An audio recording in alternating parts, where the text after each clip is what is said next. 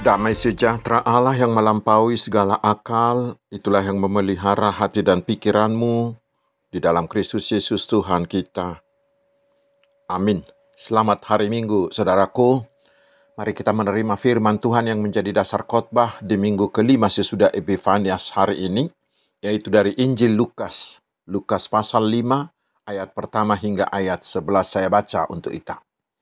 Pada suatu kali Yesus berdiri di pantai Danau Genesaret, sedang orang banyak mengerumuni dia hendak mendengarkan firman Allah. Ia melihat dua perahu di tepi pantai. Nelayan-nelayannya telah turun dan sedang membasuh jalannya. Ia naik ke dalam salah satu perahu itu, yaitu perahu Simon, dan menyuruh dia supaya menolakkan perahunya sedikit jauh dari pantai. Lalu ia duduk dan mengajar orang banyak dari atas perahu. Setelah selesai berbicara, ia berkata kepada Simon, "Bertolaklah ke tempat yang dalam dan tebarkanlah jalamu untuk menangkap ikan." Simon menjawab, "Guru, telah sepanjang malam kami bekerja keras dan kami tidak menangkap apa-apa. Tetapi karena Engkau menyuruhnya, aku akan menebarkan jala juga." Dan setelah mereka melakukannya, mereka menangkap sejumlah besar ikan sehingga jala mereka mulai koyak. Lalu mereka memberi isyarat kepada teman-temannya di perahu yang lain supaya mereka datang membantunya. Dan mereka itu datang. Lalu mereka bersama-sama mengisi kedua perahu itu dengan ikan hingga hampir tenggelam. Ketika Simon Petrus melihat hal itu, ia pun tersungkur di depan Yesus dan berkata, "Tuhan, pergilah daripadaku, karena aku ini seorang berdosa." Sebab ia dan semua orang yang bersama-sama dengan dia takjub oleh karena banyaknya ikan yang mereka tangkap. Demikian juga Yakobus dan Yohanes, anak-anak Zebedeus, yang menjadi teman Simon. Kata Yesus kepada Simon, "Jangan takut. Mulai dari sekarang engkau akan menjala manusia." Dan sesudah mereka menghela perahu-perahunya ke darat, mereka pun meninggalkan segala sesuatu, lalu mengikut Yesus. Demikian firman Tuhan. Saudara-saudaraku yang dikasihi Tuhan Yesus Kristus, pasti kita semua ingin agar hidup kita sukses, bukan? Kita sangat kesal bila terjadi kesialan. Istilah sekarangnya bila kita zong, bukan? Lalu, bagaimana caranya supaya sukses? Dari firman Tuhan hari ini kita bisa memperoleh beberapa tuntunan dan jaminan. Bagaimana memperoleh keberhasilan, bagaimana mengubah kegagalan menjadi keberhasilan. Mari kita telaah. Petrus dan kawan-kawannya malam itu benar-benar apes alias jong. Padahal mereka sudah ahli dalam menjala ikan. Tetapi malam itu satu ekor pun tidak ada mereka dapat. Benar-benar zong. Itu artinya tidak ada pendapatan hari itu bisa membuat keluarganya tidak makan. Dan sesudah itu datang lagi Yesus mau meminjam perahunya. Kalau itu terjadi pada orang lain, mungkin mereka akan berkata, sudah sial, kamu mengganggu lagi. Tetapi Petrus tidak seperti itu. Ternyata Petrus mau meminjamkan perahunya buat Yesus.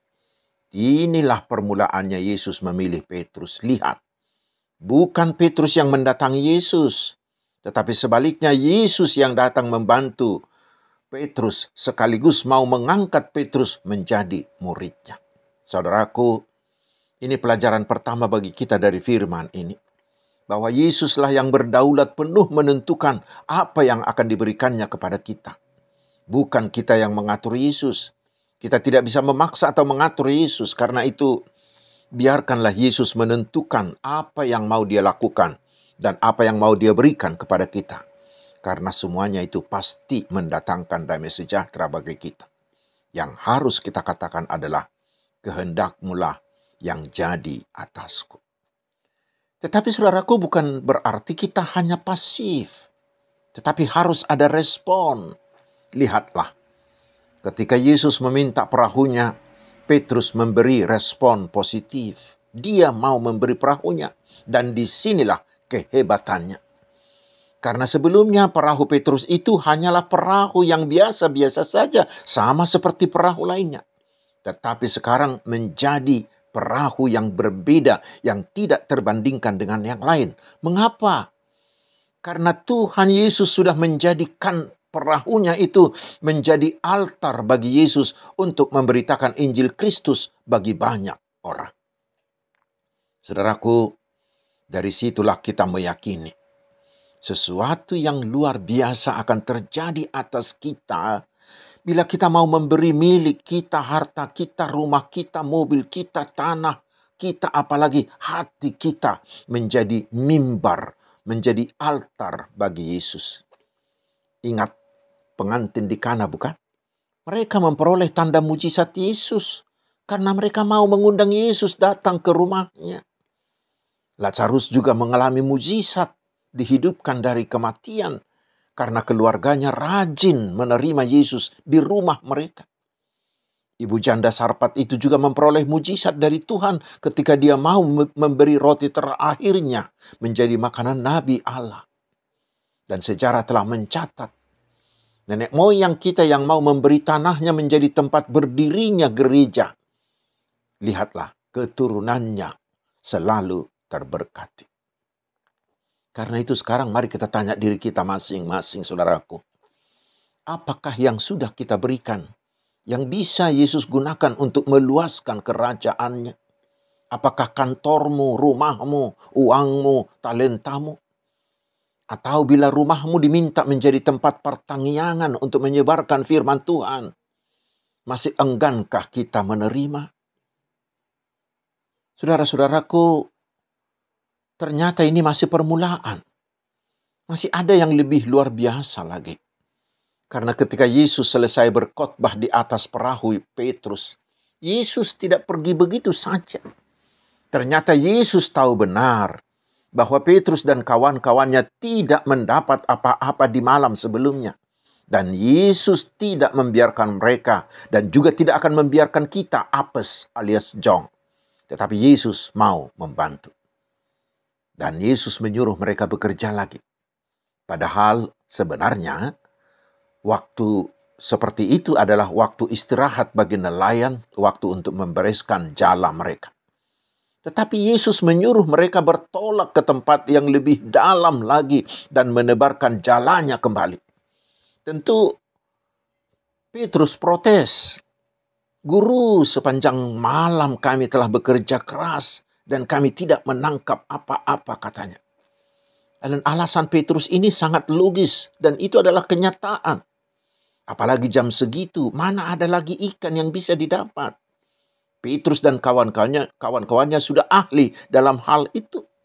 Apalagi bila dikatakan menebarkan jala ke tempat yang dalam, itu konyol. Mana ada ikan di situ? Petrus mau mengatakan, guru, saya sudah menjala di danau ini sejak kecil dan sudah kenal benar dengan danau ini. Guru tidak perlu mengajari saya. Tetapi kenyataannya hari ini kami apes. Itulah yang menonjol dari Petrus di awalnya. Tetapi untunglah Petrus tidak berhenti di situ. Dia masih melanjutkan perkataannya dan melanjutkan tindakannya lagi dengan mengatakan, tetapi karena engkau menyuruhnya, aku akan menebarkan jala juga. Dan disitulah letak keberhasilannya. Petrus mau menundukkan logikanya dan realitanya ke bawah firman Tuhan Yesus. Sehingga Petrus mau menuruti perintah Yesus walau secara logika dan realita itu tidak mungkin lagi. Dan ketika Petrus taat, mau menundukkan semuanya ke bawah perintah Yesus dan mau melakukan perintah Yesus, menaburkan jalannya di tempat yang lebih dalam, disitulah mujizat Yesus terjadi atasnya. Membuat kegagalannya, membuat keapesannya, membuat zongnya berubah menjadi kesuksesannya. Itulah juga yang terjadi di perkawinan di Kana, bukan? Mereka mengalami sukses besar, anggur yang terbaik, ketika pelayannya mau taat melakukan perintah Yesus walaupun itu konyol. Saudara-saudaraku, Ketaatan kepada perintah Yesus sama dengan memberi ruang dan memberi waktu, memberi kesempatan bagi Yesus untuk bertindak sebebas-bebasnya. Tetapi dengan memakai kita sebagai alatnya, agar kita sendiri mengalami, agar kita sendiri merasakan mujizat itu. Karena setelah melakukan perintah Yesus, Petrus dan teman-temannya pun memperoleh ikan. Dan bukan hanya sekedar mendapat, tetapi jumlahnya sangat-sangat banyak. Saudaraku, disitulah Yesus menyatakan kuasanya. Dia adalah Allah yang mampu memanggil ikan-ikan di danau itu masuk ke jala si Petrus. Lihat, danaunya sama, bukan? Perahunya sama, jalannya sama, nelayannya sama. Tetapi hasilnya berbeda jauh. Karena apa? Karena Petrus mau taat. Petrus mau memberi kesempatan bagi Yesus untuk bertindak. Sehingga jala mereka, perahu mereka itu penuh dengan ikan. Dan semua orang kagum melihatnya.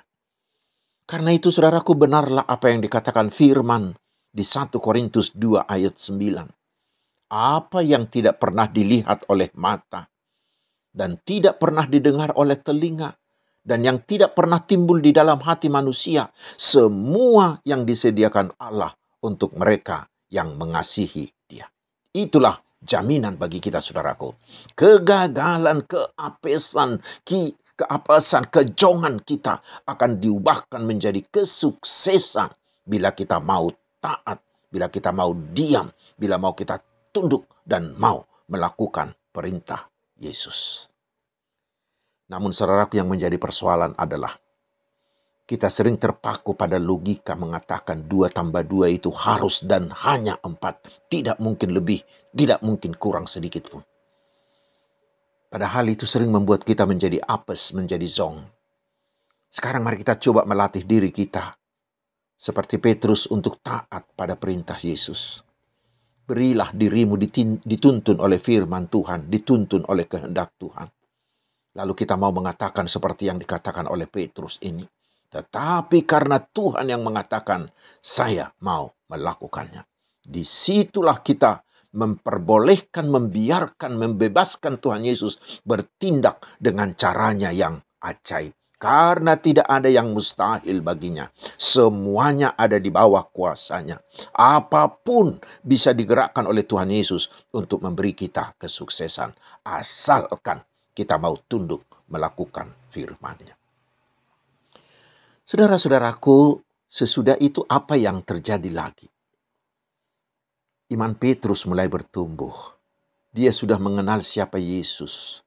Karena itulah dia tersungkur di hadapan Yesus karena merasa dirinya adalah orang berdosa yang tidak layak berbicara dengan Yesus. Ayat 8b.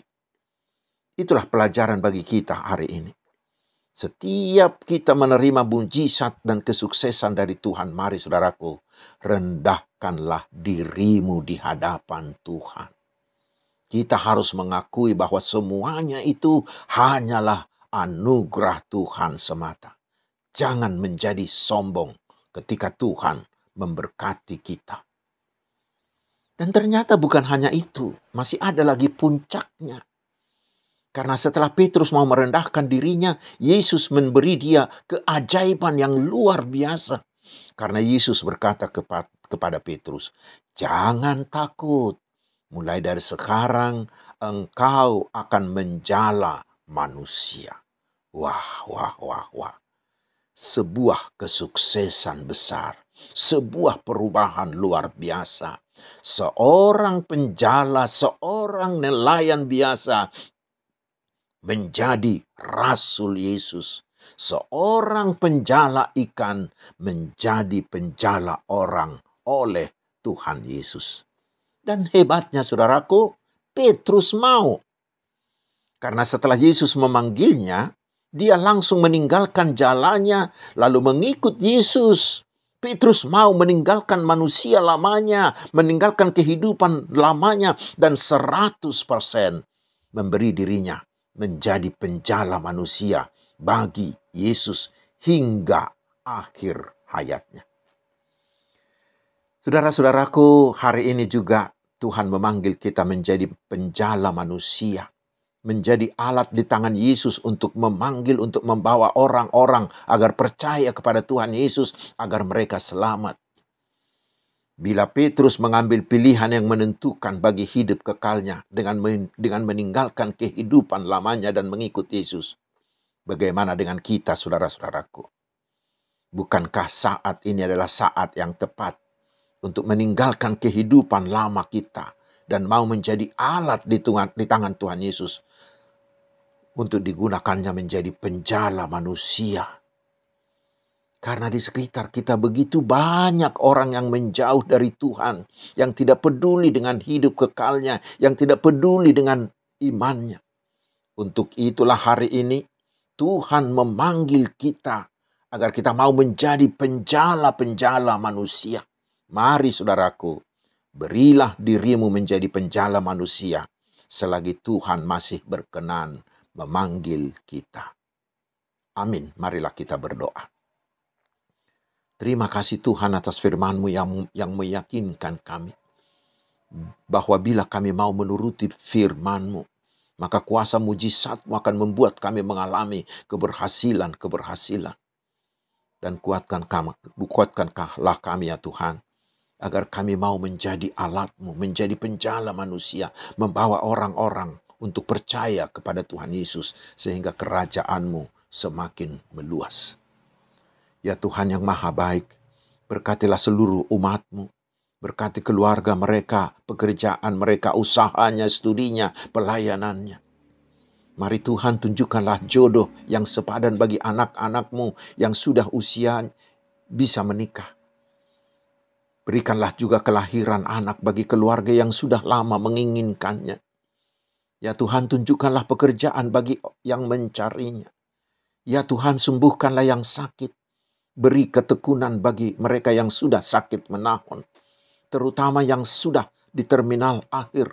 Kuatkanlah mereka dengan roh-Mu agar menyerahkan hidupnya sepenuhnya kepada Yesus. Ya Tuhan, pulihkanlah kasih-Mu di antara keluarga yang mengalami keretakan. Dan jagailah anak-anak kami, terutama para remaja, agar jangan terbawa arus kejahatan di zaman ini. Ya Tuhan, berkatilah seluruh hamba-Mu dan pelayanannya, terutama usaha pekabaran Injil, agar Injil-Mu semakin meluas. Terpujilah nama-Mu ya Allah. Di dalam nama Tuhan Yesus Kristus kami berdoa. Amin. Terimalah berkat Tuhan. Tuhan memberkati engkau dan melindungi engkau. Tuhan menyinari engkau dengan wajah-Nya dan memberi engkau kasih karunia. Tuhan menghadapkan wajah-Nya kepadamu dan memberi engkau damai sejahtera. Amin. Selamat hari Minggu, saudaraku. Tuhan Yesus memberkati kita.